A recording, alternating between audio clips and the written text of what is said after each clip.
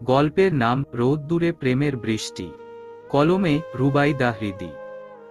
গল্পের তৃতীয় পর্ব। লালপাড়ের হলুদ রঙের শাড়ি পরে বসে আছি আমি। কাঁচা ফুলের সৌরভ ভেসে আসছে আমার শরীর থেকে। গোটা কয়েক মানুষ আমাকে আর কাব্য ভাইয়াকে ঘিরে মাতামাতি করছে। কাব্য ভাইয়া নিরলস ভাবে বসে আছে। আমিও সেইভাবেই বসে আছি। হঠাৎ কাব্য ভাইয়া আমার হাতে হালকা ছুঁয়ে দিতেই আমি তার দিকে তাকাই। উনি ইশারা করে বললেন, সব শেষ হলে তার সাথে যেন যাই আমি। আমিও ইশারায় হ্যাঁ বলতেই পাশে থেকে কাব্য ভাইয়ার ফুফাতো ভাই সাদিদ ভাইয়া আর রাহুল ভাইয়া সহ বাকিরা হই হই করে উঠে। কাব্য ভাইয়া চোখ গরম করে তাকাতেই মোস্তাকিম ভাইয়া বললেন, চোখ গরম করে লাভ নেই দোস্ত। তোমার উপর চোখ গরম করার মানুষ পাশেই আছে, তাই না নিতু? ওহ সরি ভাবি। মোস্তাকিম ভাইয়ের কথায় আবারও হাসির রোল পড়ে গেল। আমি নিজের শাড়ি মুঠ করে ধরে বসে আছি। কাব্য ভাইয়া রাগীভাবে বললেন,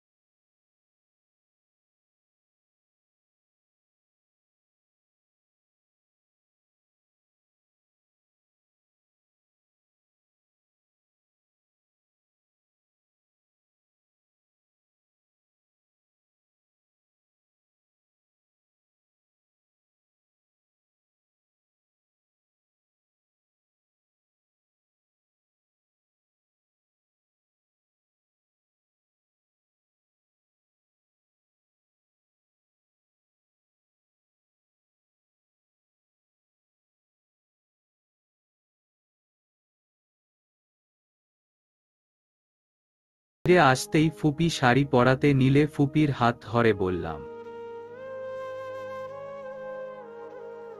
আমি যতদূর ভাবতে পারছি, আজ আমার আর কাব্য ভাইয়ার হলুদ।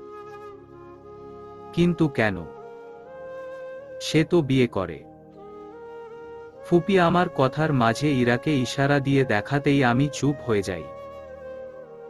কারণ ওরা এখনো বিয়ের ব্যাপারটা জানে না। ফুপি ইরাকে সব হয়েছে কিনা দেখার জন্য বাইরে পাঠিয়ে দিতেই আমি আবারও বলি,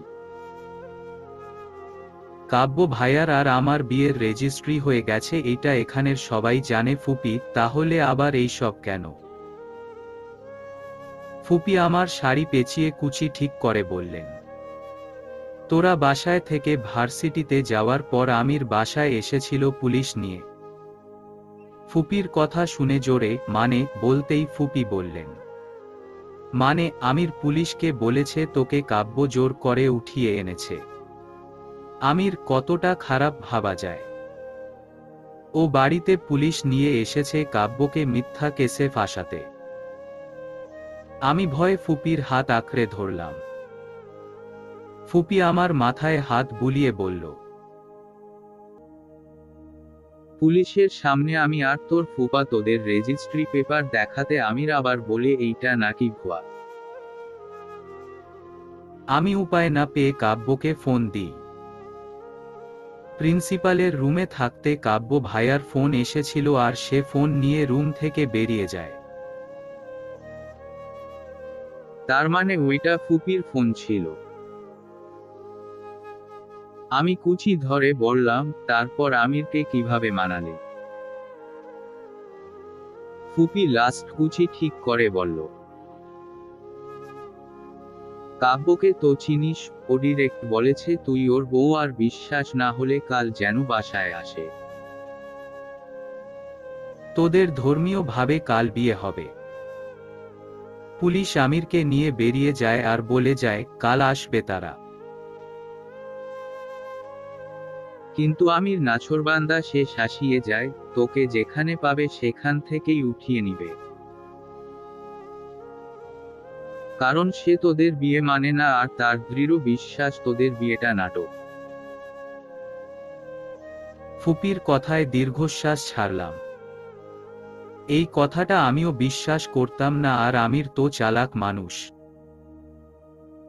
আমি আবার বললাম, তাহলে এইসব কি আমিরকে বিশ্বাস করানোর জন্য? ফুপি হেসে বলল, একদম না, কাব্যের সাথে আমার নিতুকে একদম পাকাপোক্ত ভাবে বেঁধে রাখার জন্য, যাতে কেউ প্রশ্ন না করতে পারে তুই কে। কাব্য ভাইয়ার সাথে বেঁধে রাখার জন্য। সেটা তো এমনিতেও আছি। আমি আবার বললাম, ফুপা আর বাবা মেনে নিবে হঠাৎ করে এইসব হওয়ায়? ফুপি কিছু একটা খুঁজছে। আমার কথা শুনে আমার দিকে তাকিয়ে বলল, কাব্য বুধবারে চলে যাবে। ও ছাড়া তোকে প্রোটেক্ট করার কেউ নেই। বড় ভাই তার ব্যবসায়িক ঝামেলার কথা আমায় খুলে বলেছে। আর কি জন্য তোকে এত তাড়াতাড়ি ওই আমিরের সাথে বিয়ে দিতে চেয়েছিল সেটাও বলেছে। সব শুনে আমি স্তব্ধ হয়েছিলাম। আমির তোর বাবার কোম্পানির নামে কেস করেছে আর সেটা থেকে মুক্ত পাওয়ার উপায়ে তোকে চেয়েছে। কতটা নিচু মনের ভাবা যায়। তাই তারা দুজনে মিলেই আবার সিদ্ধান্ত নিয়েছে তোদের বিয়ে দেওয়ার। কাব্য এমনিতেও চলে যাবে, তাই সবাই সব মেনে নিয়েছে। আর আমি মনে করি কাব্য তোর ভাগ্যে ছিল, তাই তো এত কিছু। তা না হলে বলতো আমার ছেলে কেন এত বড় একটা স্টেপ নিবে? ফুপির কথা শুনে সব মেনে নিয়েছি। তার আর আমার বিয়েটা যেখানে হয়ে গিয়েছে সেখানে আমার কি বলার থাকতে পারে? তখন না হয় জানতাম না, কিন্তু এখন জেনেই তার সাথে আবদ্ধ হই। সে তো চাইলেও আমার স্বামী, না চাইলেও আমার স্বামী। তার সাথে সম্পর্কে আবদ্ধ আমি, যে সম্পর্কের কোনো নাম নেই। সোনালি রাঙা চাঁদের আলো এসে পড়ছে ছাদে। পূর্ণ থালার মতো চাঁদ উঠেছে আজ, সেই রাতারগুলের রাতের মতো। দাড়ি কাব্য ভাইয়া আমার পাশেই বসে আছেন আর রাহুল ভাইয়াদের সাথে কালকের প্ল্যানিং করে নিচ্ছেন। তার গালে হাতে হলুদ ছোঁয়ানো। চাঁদের আলো আর লাইটের হালকা আলোয় সেই হলুদে মোড়া কাব্য ভাইকে দেখে কিছু একটা হচ্ছে আমার মনের কিনারায়। যে মানুষটাকে আমি এড়িয়ে চলতাম, আর সেই কিনা সারা জীবনের পথচলা আমার, কোনো কিছুতে খুশি হতে পারছি না। তবে তার একটা কথা মনে পড়ছে, যা হচ্ছে হতে দেনা নিতু। জানিস তো অপেক্ষার ফল মিষ্টি হয়। আমি চোরা চোখে তাকে দেখে চলেছি। আজ উনার মুখটা সবচেয়ে সুন্দর ভাবে অনুভব করলাম আমি। নিতান্তই সে একজন সুপুরুষ।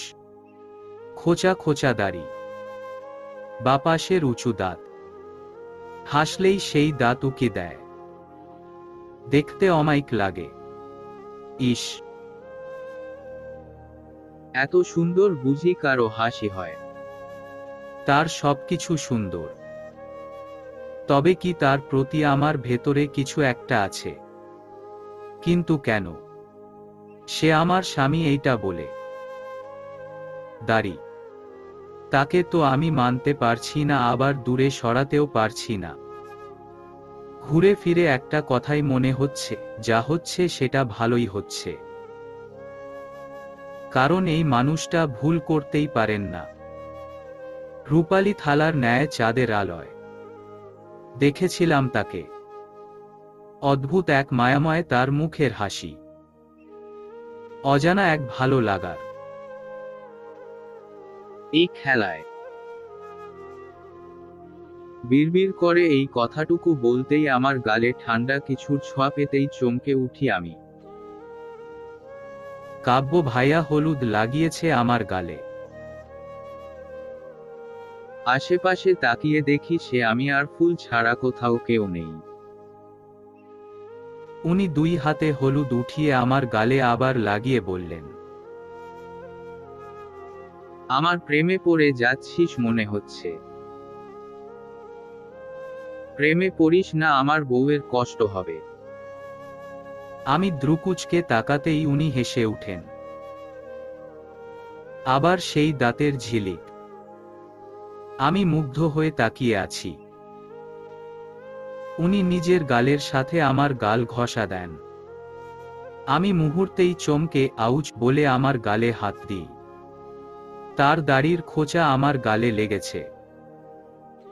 উনি আবার হেসে বললেন, তুই তো হলুদ লাগাবি না তাই আমি লাগিয়ে নিলাম।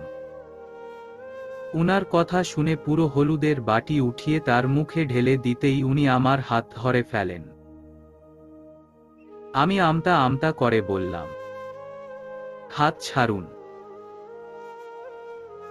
আপনাকে হলুদ লাগাইনি বলছিলেন না? এখন লাগাতে দিচ্ছেন না কেন? উনি আমার দিকে এগিয়ে এসে বলল, আমি তো হাতের ছোঁয়ার হলুদ লাগাবো না। আমি পিছন দিকে ঝুঁকে বললাম, তাহলে? উনি আবার আমার গালের সাথে তার গাল লাগিয়ে হলুদ লাগিয়ে দিলেন। আমি চোখ বন্ধ করে বসে আছি। আজ সব কিছুতে কাব্য ভাইয়ার না নিজের স্বামীর গন্ধ পাচ্ছি। রাত 12:34। চারদিকে নিস্তব্ধ অন্ধকার, ছাদে এখনো বসে আছি আমি আর কাব্য ভাইয়া। হলুদ দিয়ে আমায় হলুদ পরি বানিয়ে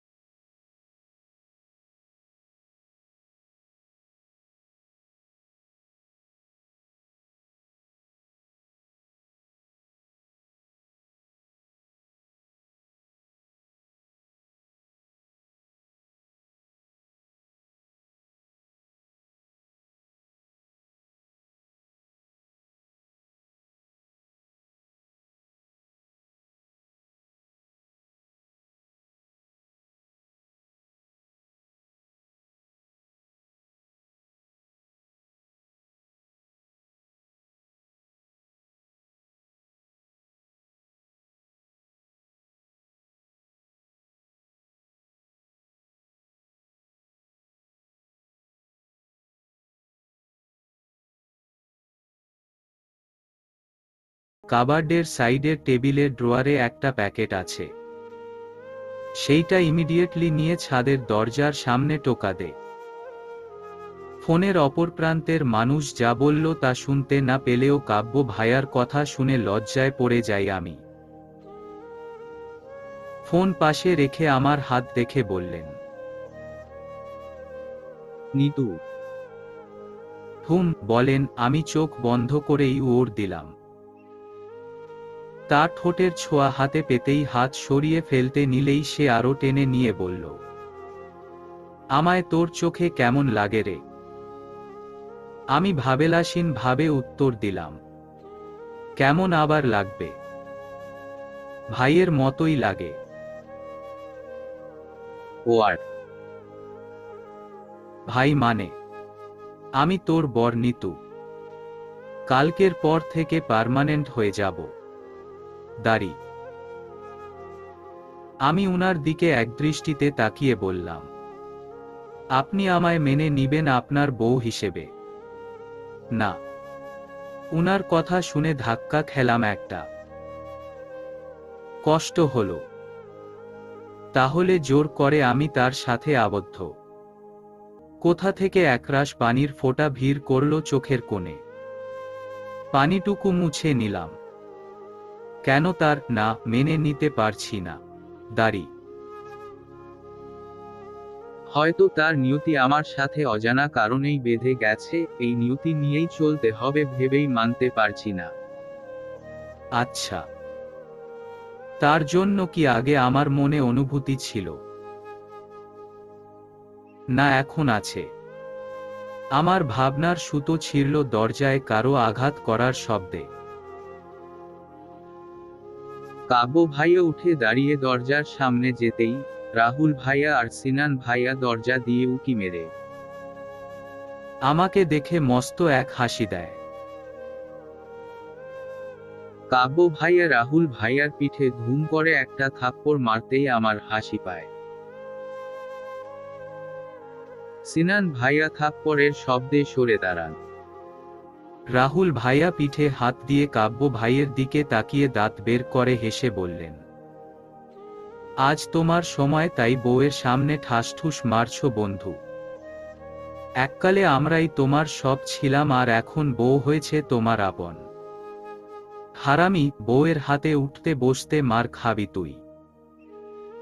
রাহুল ভাইয়ার কথা শুনে আমি উচ্চস্বরে হেসে উঠতেই কাব্য ভাইয়া আমার দিকে দাঁতে দাঁত চেপে তাকান। আমি মুখে হাত দিয়ে হাসি আটকানোর চেষ্টা করছি। আর সিনান ভাই তার পিঠ বাঁচাতে দেয়ালের সাথে ঠেস দিয়ে দাঁড়িয়ে বললেন, হলুদ রাতেই সব শেষ করলে বিয়ের রাতেই কি করবা? উনি আর কিছু বলার আগেই কাব্য ভাইয়া মোবাইল বের করে বললেন, তোর 6 নাম্বার গার্লফ্রেন্ডের নাম্বার আমার কাছে আছে। তুই যে আজ অন্য মেয়ের সাথে ফ্লার্টিং করেছিস তা আমি সুন্দর করে উপস্থাপন করব। সিনান ভাইয়ার হাসি মুখ মুহূর্তেই চুপসে যায়। সে রাহুল ভাইয়ার হাত টেনে যেতে যেতে বললেন, অন্যের পার্সোনাল টাইমে আঘাত দেওয়া বড্ড অন্যায়, তুই জানিস না? এখানে আহম্মকের মতো দাঁড়িয়ে আছিস। শালা লুচ্চা। তাদের দিকে তাকিয়ে কাব্য মুচকি হেসে পড়ে থাকা প্যাকেটটা নিয়ে আমার কাছে এসে বসেন। আমি দ্রুকুচকে এইটা কি জিজ্ঞেস করতেই উনি হাসি দিয়ে বলে, নতুন বউয়ের হাতে মেহেন্দি না থাকলে তাকে নতুন বউ বউ লাগে না।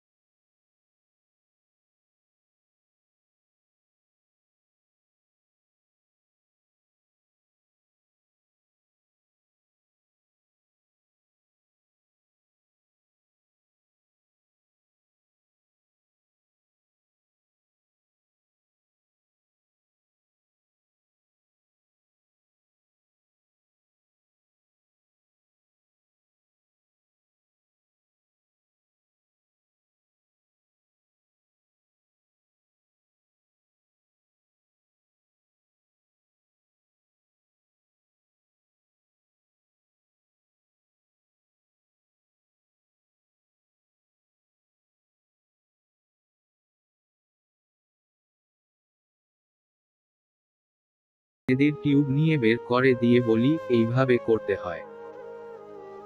উনি বিশ্বজয়ের হাসি দিয়ে আমার থেকে মেহেদির টিউব ছিনিয়ে নিয়ে ডিজাইন করার মনোযোগ দিলেন।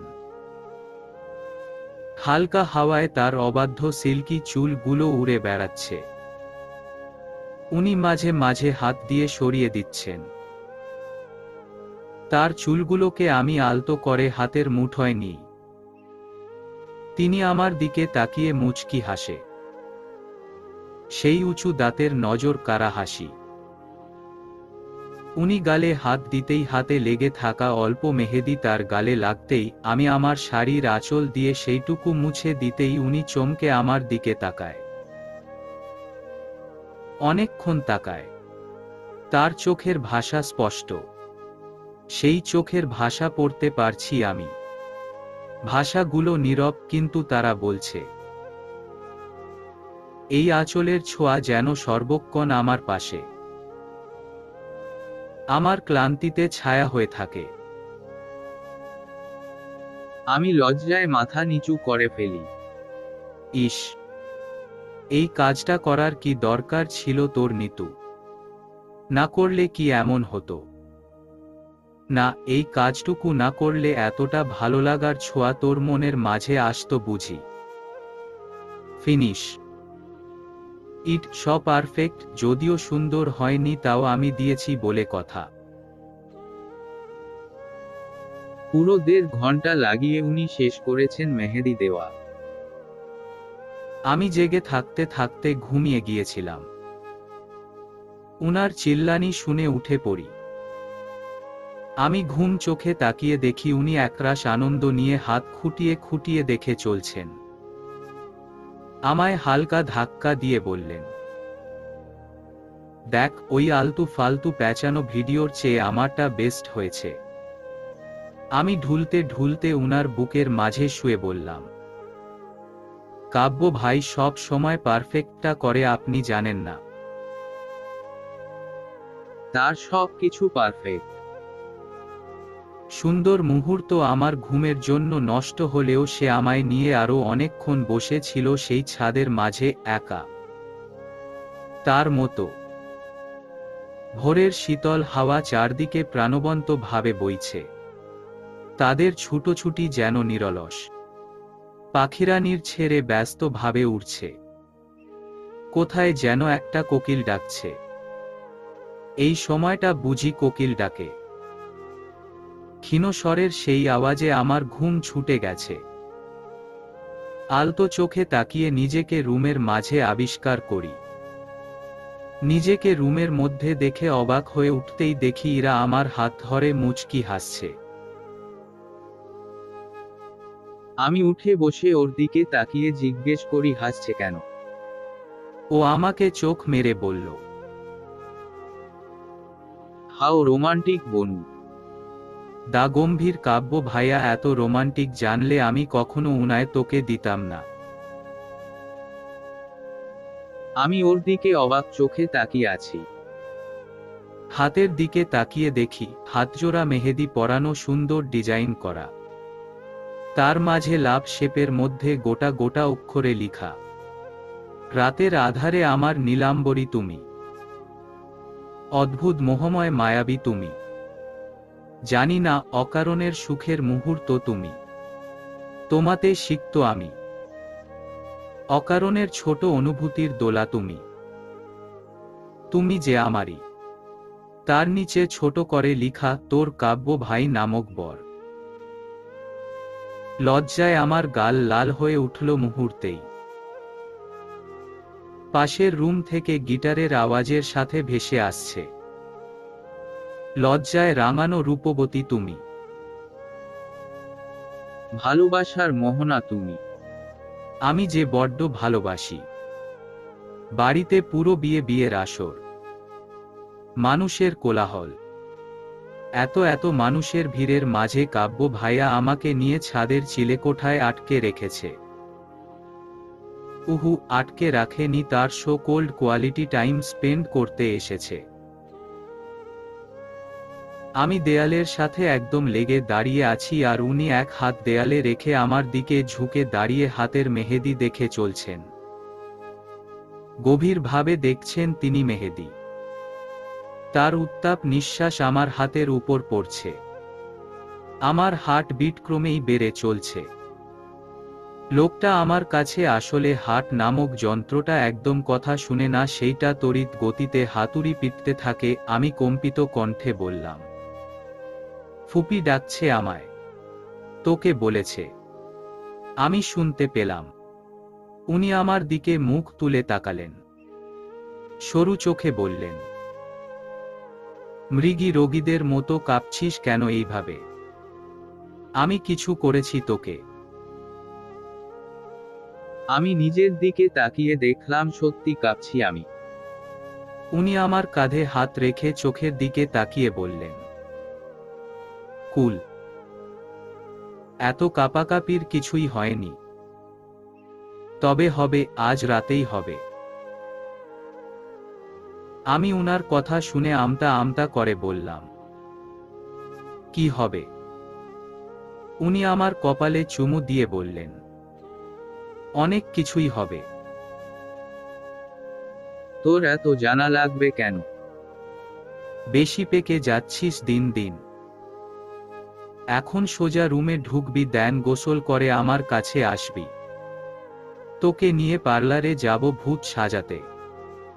এমনি তো ভূত আছিস, আরেকটু না হয় বানিয়ে আনলাম। আমি উনার কথা শুনে তাকে ধাক্কা দিয়ে বললাম, ভূত হলে হবে আপনার বউ। হ্যাঁ, আমার বউ তো ভূতই। এই কথা বলে উনি হাসলেন। উনার হাসির জন্য দ্রুকুচকে তাকাতেই নিজের বোকামির কথা বুঝতে পারি। বউ তো আমি। সকাল 10টার সূর্যের আলো আজ মোহনীয় লাগছে আমার কাছে। গাড়িতে করে আমি আর কাব্য ভাইয়া কোথাও একটা যাচ্ছি। গাড়ির পেছনের সিটে আমাকে সাজানোর জন্য সমস্ত কিছু রাখা। পার্লারে ফুপি আর ইরা নিয়ে যেতে চাইলে কাব্য ভাইয়া জেদ করে সেই নাকি নিয়ে যাবে আমায়।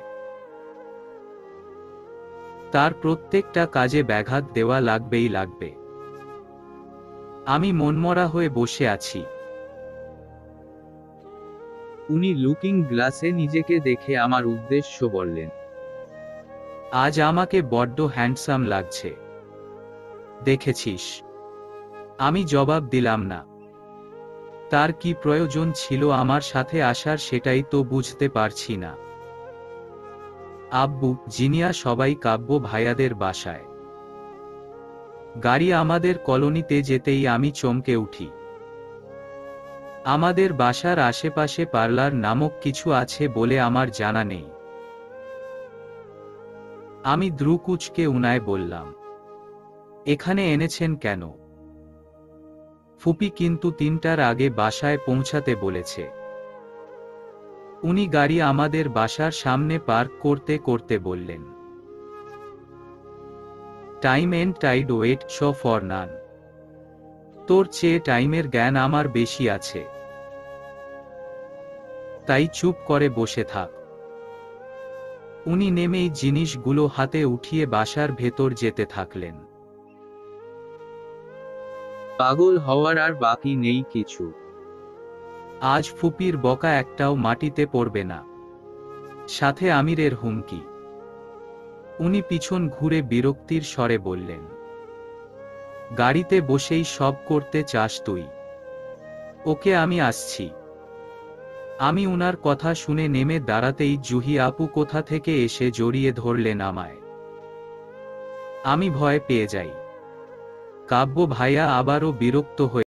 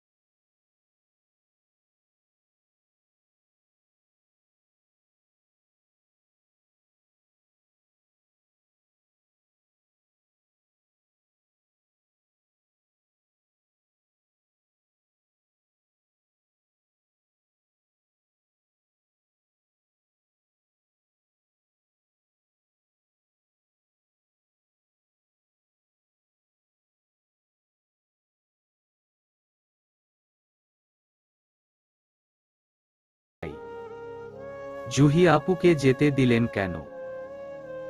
এইবার আমি সাজব কিভাবে? মানুষ জীবনে বিয়ে একবার করে আর আপনি? হুশ, তোকে একবার বিয়ে করব কে বলেছে? হাজার হাজার বার তোকে। উনি তার কথা সম্পূর্ণ না করেই চুপ হয়ে গেলেন, তারপর এক গাল হেসে বললেন, এই আইলাইনার ফাইলাইনার লাগানোর জন্যই ওই গাধীটাকে ডাকা? মানে? তাহলে আমাকে সাজাবে কে? কেন আমি? আমি উনার কথা শুনে পিছিয়ে যাই, চোখে মুখে হাত দিয়ে ঢেকে বললাম, এই একদম না।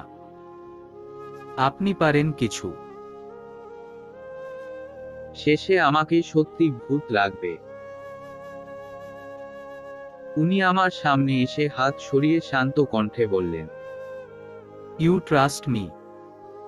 তার কণ্ঠে কিছু একটা ছিল। আমি দুদিকে মাথা দোলালাম, উনি মুচকি হেসে বললেন, তাহলে আমাকে আর জ্বালাস না প্লিজ। আমার কাজ করতে দে। এইটা আমার স্বপ্ন, নিজের বউকে নিজের হাতে সাজাবো আমি। নিজের বউ। কথাটা শুনে আমার হার্ট অনেক জোরে বিট করে উঠল। না চাইতেও ভালো লাগলো।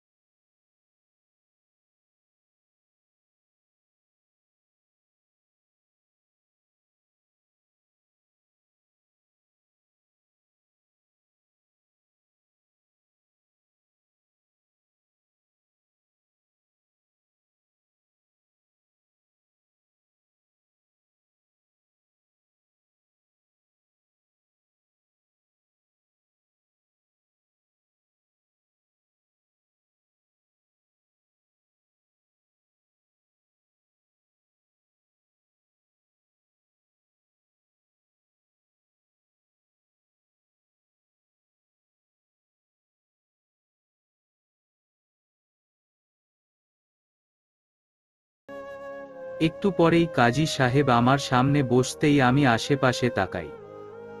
আমির নামক অশুভ ছায়া এলো কিনা সেই ভয়ে জর্জর হয়ে আছি।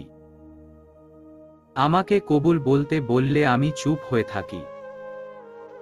কাব্য ভাইয়া আমার কানের কাছে ফিসফিস করে বললেন, যে চিন্তা করছিস সেইটা বাদ দে, আর বাসরের চিন্তা কর, তাই জলদি কবুল বলে ফেল। আমি উনার কথা শুনে কবুল বলতেই বাসর ঘর নামক ফুলের সাম্রাজ্য বসে আছি আমি।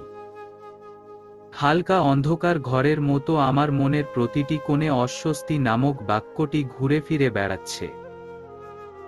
বেডের প্রতিটা কোণায় কোণায় বিভিন্ন ফুল দিয়ে সাজানো। দাড়ি। আর রুমের প্রত্যেকটা জায়গায় মোমবাতি আর প্রদীপ দিয়ে সাজানো। প্রায় 20 মিনিট আগে আমাকে কাব্য ভাইয়ার রুমে বসিয়ে দিয়ে গেছে সবাই। ভয় হচ্ছে। এতদিন ঠিক ছিল সব, তবে এই ঘরটায় আসার পর থেকে কেমন যেন লাগছে। বাইরে সবার হই হুল্লোড়ের শব্দ ভেসে আসছে। তার মধ্যে সিনান, রাহুল ভাইয়ার বলা কথায় বুঝতে পারলাম টাকা না দিলে বাসর ঘরে ঢুকতে দিবে না তারা। কাব্য ভাইয়া পকেটে হাত দিয়ে দাঁড়িয়ে আছেন। আমি স্বস্তির নিঃশ্বাস ফেললাম। এইভাবে টাকা চাওয়া চাওয়ি চলতে থাকলে সময় কেটে যাবে। সাদা রঙের একটা ফুল থেকে সুন্দর মন মাতানো সৌরভ ভেসে আসছে। সেই ফুল হাতে নিতেই দরজা খোলার শব্দে কেঁপে উঠি। জোরসড় হয়ে বিছানার চাদর খামচে ধরে বসে আছি। এত জলদি ছেড়ে দিল ভেবেই অবাক হচ্ছি। আমি কাব্য ভাইয়ার দিকে তাকাচ্ছি না একদম। রুমের মধ্যে পায়ের আওয়াজ পাচ্ছি। দাঁড়ি। ওয়াশরুমের দরজা খোলার আওয়াজ পেতেই চোখ তুলে তাকিয়ে উনাকে একদম আমার মুখের সামনে দেখতে পেয়ে চিল্লানি দিতেই আমার মুখ আটকে ধরেন উনি। এই এই স্টপ! চিল্লাছিস কেন? তার হাত আমার মুখের উপর থাকার জন্য দম বন্ধ হয়ে আসছে। আমার অবস্থা বুঝতে পেরে উনি হাত সরাতেই আমি হাঁপ ছাড়ি। রাগী ভাবে বললাম, মারতে চান আমাকে? এইভাবে কেউ ধরে বুঝি? আর আপনি না ওয়াশরুমে গেলেন? তুই কি জানিস তোকে অপরূপ লাগছে? তার মোহময় ঘোর লাগানো কণ্ঠের কথা আমার দুনিয়ায় মুহূর্তেই হাজার খানিক ভালো লাগার অনুভূতির প্রকাশ পেল। লজ্জায় মিয়ে গেলাম আমি। আমার থুতনিতে উনার হাত দিয়ে উঁচু করে ধরে বললেন, তুই নিজেকে দেখেছিস? আমি চোখ বন্ধ করে বসে আছি। আজ অন্য রকমের লাগছে। উনি আবার আদুরে ভাবে বললেন, এই নিতু, দেখেছিস? তোকে আজ অপরূপ লাগছে। ন না, দেখিনি। উনি আমার কাছে থেকে সরে গেলেন, কিছুক্ষণ নিস্তব্ধতা।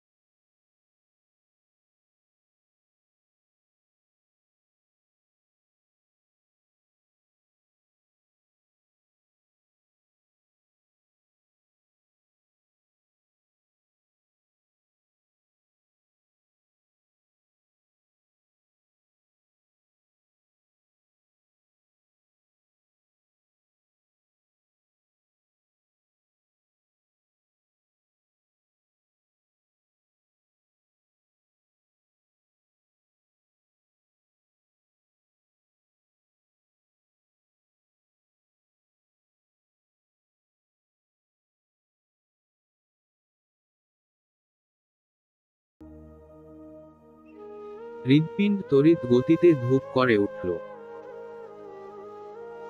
আবার সেই ভালো লাগার ছোঁয়া। আমায় ছেড়ে উনি কিছু না বলেই বারান্দায় চলে গেলেন। একটু পর গিটারের আওয়াজ, তারপর আমায় ডাকলেন উনি। আমি চমকে উঠে ভারী লেহেঙ্গা ধরে উঠে তার কাছে যাই। আমি তার পাশে দাঁড়াতেই পাশে থাকা বেতের মোড়ায় বসতে বললেন।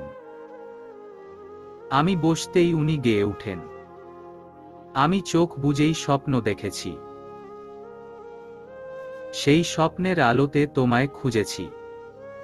আমি না বুঝেই ভালোবেসেছি। রৌদ্র ছায়া কাব্যে তোমায় খুঁজেছি। বলা হলো না কত না বলা কথা। জানি না তুমি আসবে কি ফিরে আর। উনি থেমে গেলেন। আমি মোহে পড়ে গিয়েছিলাম তার কণ্ঠের। হঠাৎ থেমে যেতেই আমি নড়েচড়ে বসি। উনি বললেন,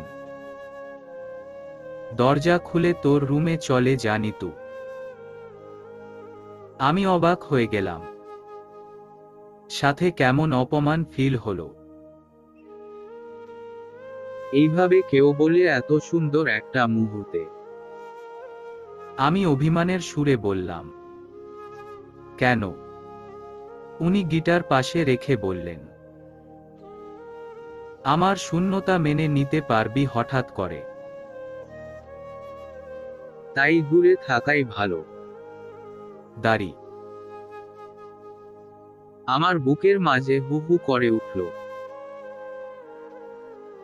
উনার দূরত্ব কথাটা কেমন বিষাদময় লাগলো আমার কাছে। আমার কি হলো জানি না, উনার হাত দুটো ধরলাম আমি। তিনি চমকে উঠে তাকালেন। আমি বললাম, শূন্যতা পূরণ করার জন্য আপনাকে চাই কাব্য ভাই। শূন্যতা কথাটা আমার বড্ড ভারী লাগছে যে। দাড়ি। মুহূর্তেই সেই চমকানো ভাবটা কেটে গিয়ে তার মুখে হাসি ফুটে উঠল। বাসর বাসর ফিলিংস হচ্ছে তোর। আমি উনার হাত ছেড়ে দিয়ে দূরে সরে গিয়ে বললাম, আপনি অসভ্য কাব্য ভাই, প্রচণ্ড পরিমাণের অসভ্য। দাড়ি। উনি হঠাৎ আমায় একদম কাছে টেনে নিলেন। আচমকা এমন হওয়ার আমি তার শার্ট খামচে ধরি। উনি আমার ঘাড়ে মুখ গুজে ফিসফিস করে বললেন, অসভ্য হওয়া তো শুরু মায়। তোর যে উপায় নেই নিতু। আমি উনার থেকে ছাড়া পাওয়ার চেষ্টা করলাম। উনি আমার কোমরে হাত রেখে আরেকটু জড়িয়ে ধরলেন। আমি কাপা কণ্ঠে বললাম, ছাড়ুন কাব্য ভাই, আমার ভালো লাগছে না। উনি ছেড়ে দিলেন আমায়, চোখ তুলে তাকালেন না আমার দিকে। আমার কেমন খারাপ লাগা শুরু হলো। উনি আবার গম্ভীর ভাবে বললেন,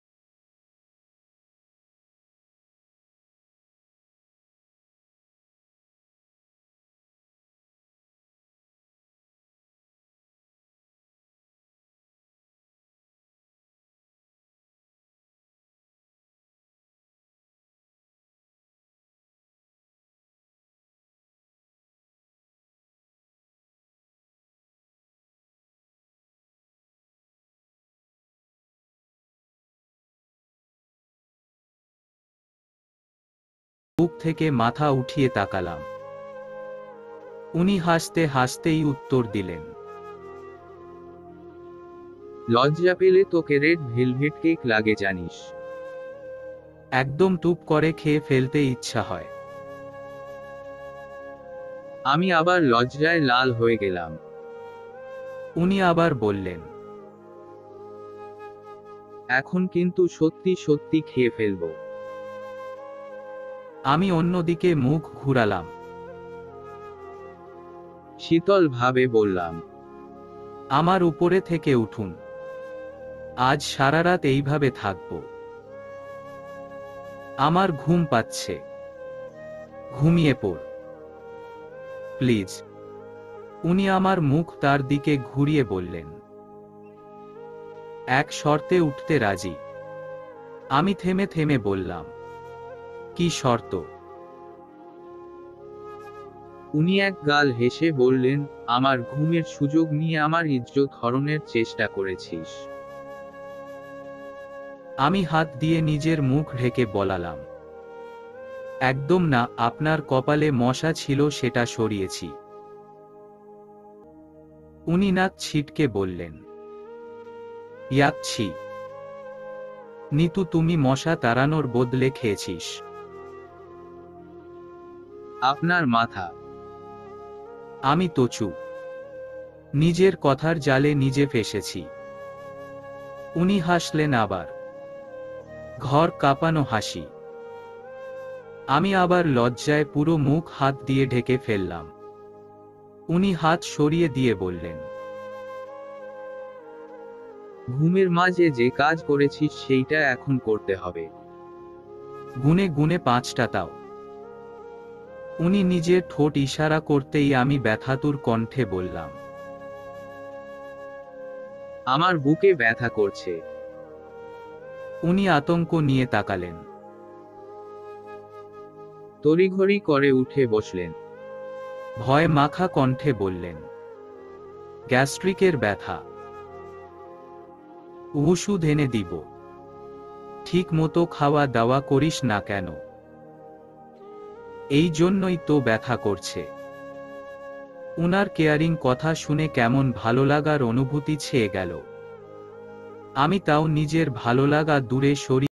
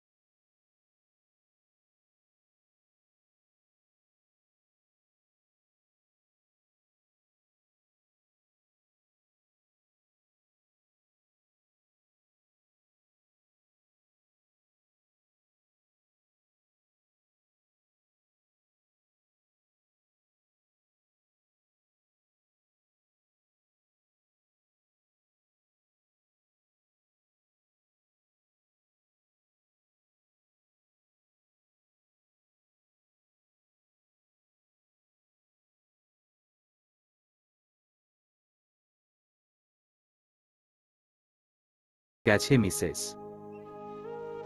কাল রাতের যে কাজটা করেছিলি সেটা এখন করতেই পারিস। এই দেখ আমার চোখ বন্ধ। মুহূর্তেই আমার কান্না থেমে যায়। উনার কাছে থেকে ছাড়া পাবার জন্য ছুটোছুটি করছি। সেই কাজটা করা ঘোর অন্যায় হয়েছে তোর নিতু, ঘোর অন্যায়। তাহলে আমি নিজেই নিয়ে নেই কি বলিস? আমি আবার মুখে হাত দিয়ে ঢেকে ফেলি। আঙ্গুলের সাইড দিয়ে তার হাসি মুখ দেখতেই লজ্জায় লাল হয়ে উঠি। উনি স্থির দৃষ্টিতে আমার দিকে তাকিয়ে আছেন। তার চোখের দৃষ্টিতে এত মুগ্ধতা কেন? কেন এত আকুলতা? এই চোখের দিকে তাকিয়ে প্রেমের কবিতা অনায়াসে লিখা যায়। আমি কি কবিতা লিখব তার চোখ নিয়ে? হাতের উপর তার ঠোঁটের ছোঁয়া পেতেই আমি হাত নামিয়ে বড় বড় চোখ করে তাকিয়ে আছি উনার দিকে। এই লোক ভারী অসভ্য। শেষে কিনা হাতের উপর দিল। তোর আঙুল ধোঁকা দিয়েছে তোকে। তারা ঠিকভাবে তোর লজ্জায় রাঙা মুখ ঢাকতে পারেনি। আমার কি দোষ বলতো? উনার হাত আমার কোমরের উপর এখন। আমি তার হাতের উপর হাত রেখে থেমে বললাম, ছাড়ুন তত। ওকে ছেড়ে দিচ্ছি। উনার স্বাভাবিক কথা শুনে একটু অবাক হলাম আমি। এত সহজে মেনে নিলেন কি করে? আমার নামানো চোখের উপর চুমু দিয়েই তিনি ছেড়ে দেন আমায়। এইটা কি হলো? চোখের উপর হাত দিতেই উনি চলে যায়। ইরা আমাকে পিছন থেকে জড়িয়ে ধরে হাসতে হাসতে বলল, হাউ রোমান্টিক কাব্য ভাই। ইস, তুই গাধি। রেসপন্স করবি কি উল্টে উনায় ছাড়তে বলিস? আমি ওর হাত ছাড়িয়ে পিছনে ঘুরে রাগী স্বরে বললাম, তুই হলে কি? লুকিয়ে লুকিয়ে সব দেখছিলি? ছি, নির্লজ্জ। ইরা ভয় পাওয়ার বদলে আরো হাসে, পিছনের দিকে ইশারা করে বলল,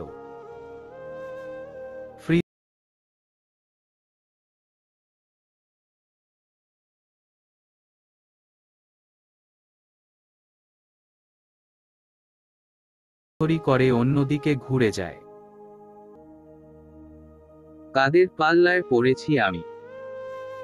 ইস, কি ভাবছে সবাই আজ উনি চলে না গেলে? চলে যাবেন এই কথাটা মনে হতেই সব ভুলে আবার শূন্য লাগছে। ইরা হাসছে। আমি আর কিছু না বলে সামনে তাকিয়ে দেখি সে ফুপিকে জড়িয়ে ধরে দাঁড়িয়ে আছে। আমি ধীর পায়ে সেদিকে এগিয়ে যাই। উনি এক হাতে আমাকেও টেনে নেন। তার শরীরে কেমন ভরসার ছোঁয়া পাচ্ছি। এত কষ্ট হচ্ছে কেন সে চলে যাবে বলে। আবারও চোখের কোণায় পানির আভাস পেতেই উনার গালের ছোঁয়াও পাই। সে ইচ্ছা করে তার গাল দিয়ে আমার চোখের পানি মুছে দেন। আমার ঠোঁটের কোণে মুচকি হাসি ফুটে ওঠে। এত কেয়ারিং কেন সে? তার মায় এত বাঁধছেন কেন আমাকে? রাতের গভীরতা, সেই সাথে কাব্য ভাইয়ার ঘরের শূন্যতা। বুক চিরে কেমন দীর্ঘশ্বাস বেরিয়ে আসছে থেকে থেকে। আমি আমার রুম থেকে তার রুমে এসে পড়েছি। তার বারান্দায় দাঁড়িয়ে তার লাগানো গাছগুলো ছুঁয়ে ছুঁয়ে দেখছি। আজ সকালেও সে পানি দিয়েছেন গাছে। সেই পানির ফোঁটা আমার হাতে লাগতেই আমার চোখের পানির ফোঁটা গড়িয়ে পড়ে। তাকে কি আমি ভালোবেসে ফেলেছি, যাকে দেখলে ভয় পালিয়ে বেড়াতাম? আর 2 ঘন্টার ব্যবধানে তাকে দেখতে পাবো না ভেবে কান্না পাচ্ছে। এই 2 ঘন্টা আমার কাছে 2 বছরের মতো কেন মনে হচ্ছে? আল্লাহ, কতদিন তাকে না দেখে থাকব? তার গলার আওয়াজ শোনার জন্য নিজেকে পাগল পাগল লাগছে। সারা ঘর জুড়ে পায়চারি করেও শান্তি পাচ্ছি না। কাব্য কাব্য, এই একটা নাম, এই একটা মানুষকে ছাড়া নিজের অস্তিত্ব কেমন বিলীন লাগছে আমার। তার ছোঁয়া যেখানে আছে সেখানে ছুঁয়ে ছুঁয়ে দেখছি আজ। এতটা ডেসপারেট হয়ে পড়লাম কেন আমি? এই জন্যই বুঝি বাবা আর রেদুয়ান ফুপা শর্ত দিয়েছিলেন তাকে। অফ, তাকে কেন দেখতে ইচ্ছা হচ্ছে? সামনে থাকলে দূরে ঠেলে এখন কেন এত শূন্য লাগছে? আচ্ছা, উনার কি আমার কথা মনে পড়ছে না? সোফার সামনে ধপ করে বসে পড়ি। কান্না পাচ্ছে। দরজা ধাক্কানোর শব্দে চুপ করে বসে থাকি আমি। জিনিয়া ডাকছে, জবাব দেওয়ার ইচ্ছা হচ্ছে না। ফুপি এসে দরজায় টোকা দিয়ে বলল, নিতু, আম্মু। আমি জানি তুই কাব্যের রুমে। দেখ, জিনিয়া তোর জন্য কাঁদছে। তোর ফুপা আর বাবা না খেয়ে বসে আছে তোর জন্য। আমাদের কি ভালো লাগছে বল কাব্যকে ছাড়া?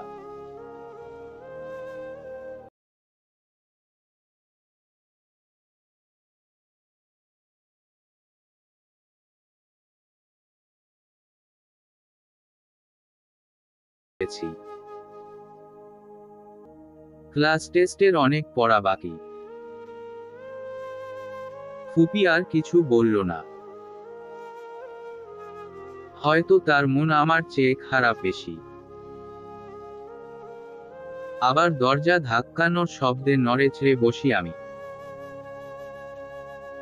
জিনিয়া আর ইরা চিল্লিয়ে বলছে, ভাইয়া ফোন করেছে। নিতু নামক কাউকে চাচ্ছে, কিন্তু সে তো নেই। ভাইয়া ফোন কেটে দাও। উনি ফোন করেছে। শুনেই ওড়না হাতে উঠে দাঁড়িয়ে দরজা খুলে একটানে মোবাইল ক্যারে নিয়ে ধপ করে ওদের মুখের উপর দরজা বন্ধ করে দেই। ব্যাপারটা এত জলদি হয়েছে ওরা অবাক চোখে তাকিয়ে হো হো করে হেসে দেয়। হাসুক। ফোন নিয়ে বুকের সাথে চেপে ধরে দাঁড়িয়ে আছি দরজায় ঠেস দিয়ে। দৌড়ে বারান্দায় গিয়ে দাঁড়াই। ফোন কানে নিতেই গাড়ির শব্দ, সাথে সিনান, রাহুল আর মোস্তাকিম ভাইয়ার হাসির শব্দ। ফোন কানে নিয়ে উনার নিঃশ্বাসের শব্দ শুনছি। তোর হার্টের শব্দ তো গানের চেয়ে মারাত্মক নেশা লাগানো।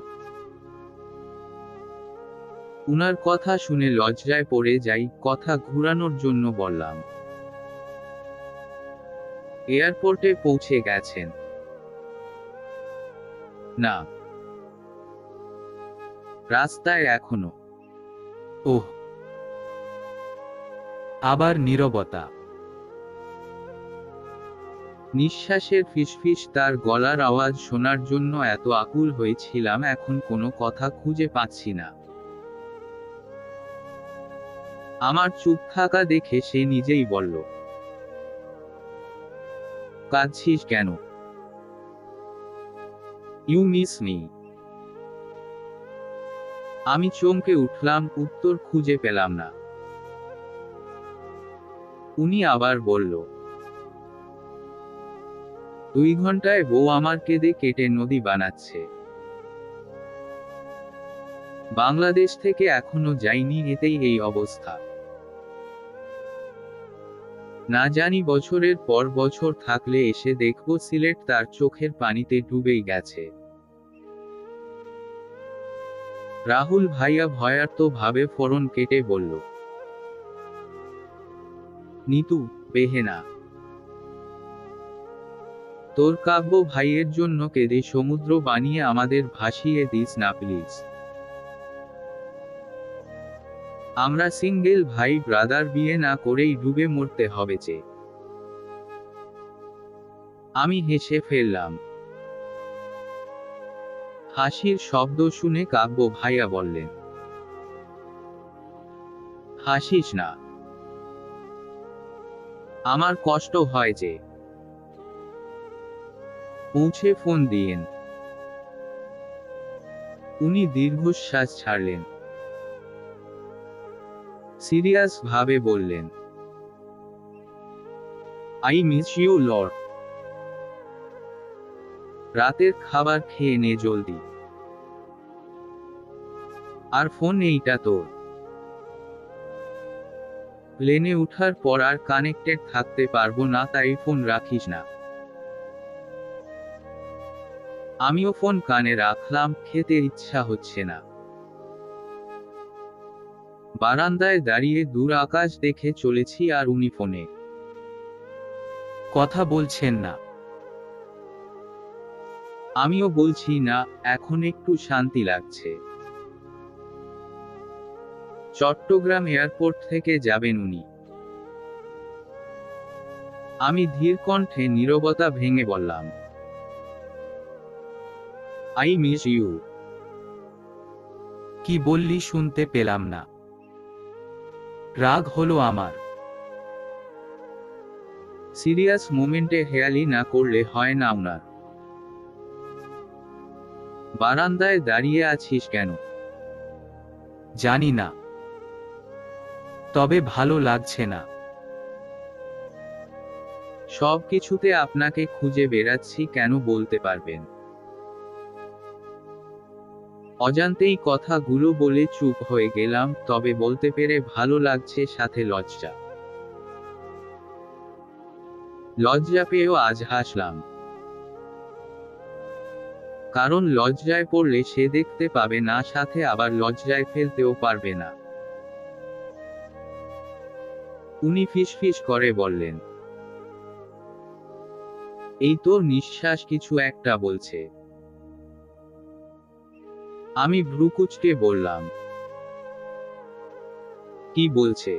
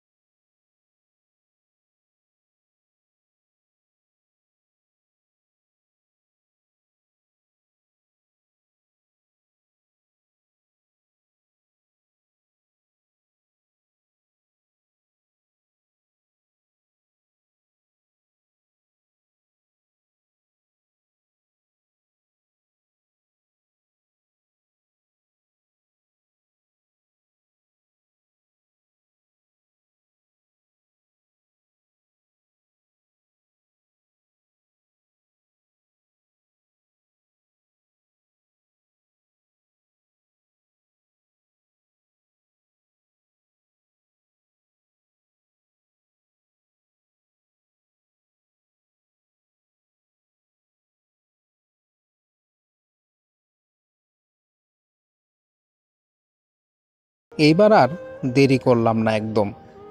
ফোনটা ধরতেই ওপাশে নিস্তব্ধতা। কাপা কাপা কণ্ঠে বললাম, প্লেনে বসে গেছেন বুঝি? আমি যে বিদায় দিতে পারবো না, নিচে নেমে আয় বলছি। সিনান ভাইয়ার কণ্ঠ। নিচে নামবো কেন? বুকের মাঝে ধুপ করে উঠল। কাব্য ভাইয়ার ফোন আপনার কাছে কেন? নিচে আয় নিতু। এই সিনান ভাইয়া, নিচে নামবো কেন আমি? কি বলছেন উল্টাপাল্টা এসব? ওই পাশ থেকে জবাব এলো না কোনো। লাইনটা ততক্ষণে কেটে গেছে। আমিও ওড়না খুঁজে এক দৌড়ে গেটের সামনে চলে যাই। বুকের মাঝে চিনচিনে ব্যথা করছে তখন। হঠাৎ নিচে নামতে আসতে কেন বলল তিনি আমাকে? আর কাব্য ভাইয়া কেন? তার ফোন সিনান ভাইয়ের কাছে কেন? অজানা ভয়ে দরজা খুলে বাগানে যেতেই কান্নায় ভেঙে পড়ি আমি। চলবে।